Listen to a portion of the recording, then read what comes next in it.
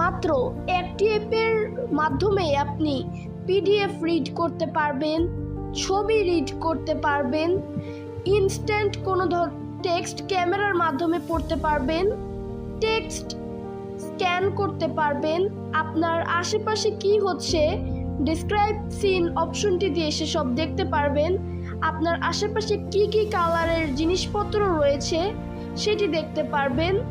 তো আমাদের এই ভিডিওটাতে যদি 10টি কমেন্ট এবং 15টি লাইক হয় তাহলে আমরা এই অ্যাপটিতে কিভাবে লগ ইন করতে হয়, এই অ্যাপটির সেটিংস এবং এই অ্যাপটির ফিচারগুলো এবং কোন ফিচারটি কীভাবে কাজ করে, কিভাবে পিডিএফ পড়তে হয়, প্রত্যেকটি বিষয় নিয়ে একটি একটি করে ভিডিও বানাবো।